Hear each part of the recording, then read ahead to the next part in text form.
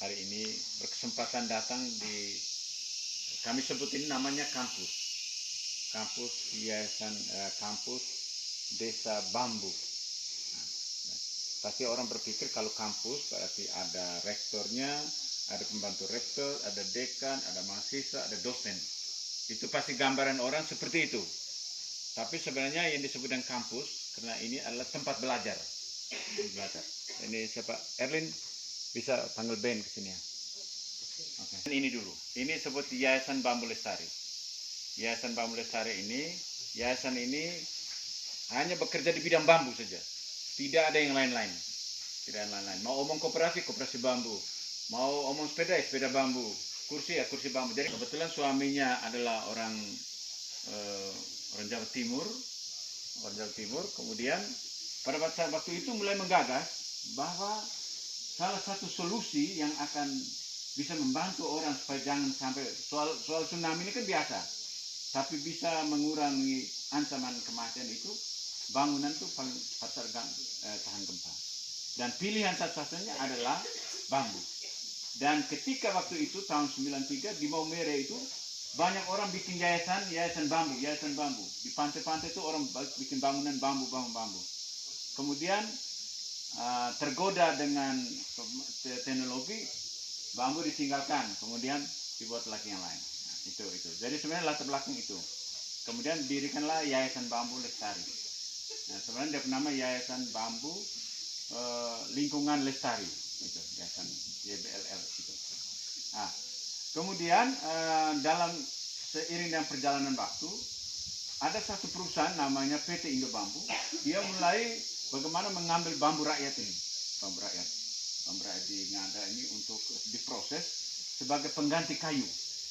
Makanya kalau sebentar kita bisa lihat bangunan di atas itu semua tiang itu orang pikir itu kayu, tapi itu sebenarnya bambu. Nah, kemudian ada Yayasan Bambu Indo Bambu, inilah yang dikenal di Golewa ini. Jadi kalau pergi di kampungnya Pater ini di Dolpore, pasti orang akan bilang, oh Indo Bambu. Nah, jadi kami sini kadang-kadang tadi, oh kasihan juga kami ini. Kami bekerja di hulu setengah mati, tapi yang disebut Indo Bambu yang di hilir. Hilir itu off-taker untuk membeli bambu rakyat ini. Jadi dia seiring dengan perjalanan waktu, kemudian dunia luar internasional mulai melihat bahwa ancaman terhadap dunia ini, ancaman terhadap pemanasan global, di mana kayu sudah mulai mulai terancam, maka bambu adalah salah satu pilihan. Dan sebentar saya ceritakan riwayatnya. Jadi bambu adalah salah satu pilihan. Dia bisa menggantikan dari fungsi bambu itu bisa kita lihat dari tiga hal. Pertama dari aspek ekologi, tentu bambu ini dia bisa perubahan iklim dia bisa membantu. Kemudian aspek sosial, dengan adanya bambu ini terjadi sebuah hubungan sosial di antara manusia satu dengan yang lain, hubungan budaya dan lain-lain. Tapi yang berikut aspek ekonomi. Jadi orang petani kalau suruh tanam bambu, orang Bejawa ini, kita tahu tanya Pater ini, kalau bilang ambil bambu, mereka bilang ambil saja, tidak apa-apa. Karena mereka di dalam pikiran mereka itu tidak ada nilai ekonomi sama sekali. Paling kan waktu ada orang mati, ya ambil untuk kayu api. Setelah itu sudah, atau waktu dulu Pater dihabiskan pas misa, orang bilang, oh kayu api, ambil bambu. Tapi dikasih saja. Tapi dengan adanya PT Indo Bambu mulai bergerak di sini, akhirnya bambu ini mulai dengan nilai ekonomi. Nah, peran dari yayasan inilah adalah bagaimana berada di hulu bersama masyarakat supaya mereka pertama menjaga mereka punya bambu. Karena bambu ini mempunyai nilai ekonomi. Nah, inilah peran-peran yayasan. Dan yayasan ini dia mulai bekerja. Kita mulai dengan beberapa program. Program kami terutama khusus di kampus ini itu ada beberapa program. Program kami yang pertama ada pembibitan bambu. Kalau di Maumere, kalau kita ke Desa Du di Lela, kalau ada orang Lela silakan di Desa Du, itu kami pernah dampingi sana. Kemudian ada satu desa lagi di arah Bola, satu desa. Di Uma Uta itu kami bimbing untuk supaya bikin pembibitan.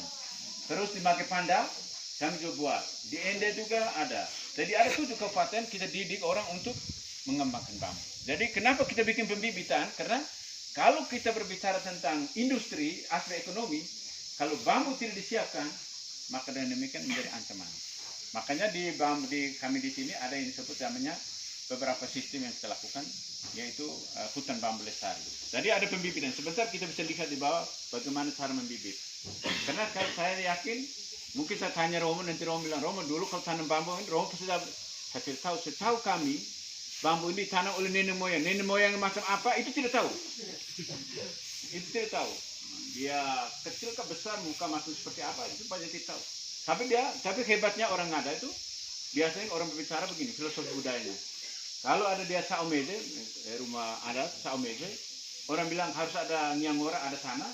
Yang ketiga ada naku betul. Jadi tiga hal ini merupakan ciri kekhasan budaya orang Ngada. Dan yayasan ini ingin mendorong ini dihidupkan kembali.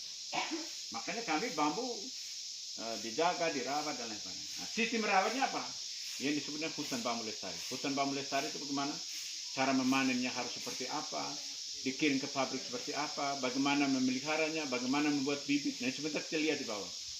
Generasi kita inilah di Yayasan Bambu mendorong bagaimana bisa melakukan pembibitan. Kalau ini dulu nih secara sebenarnya masyarakat adat ini dia menanam dengan polanya mereka, tidak teratur dan sebagainya. Coba kita lihat ke Cina. Kalau Cina bambu kita bukan seperti ini. Jadi bambu kita tuh unik karena kita sistemnya keluarga, rumpun. Jadi satu rumpun bambu itu terdiri dari beberapa keluarga. Dan itu menggambarkan orang Bejawa sini biasanya kalau keluarga besar Saomeja itu terdiri dari beberapa sao. Di bambu ada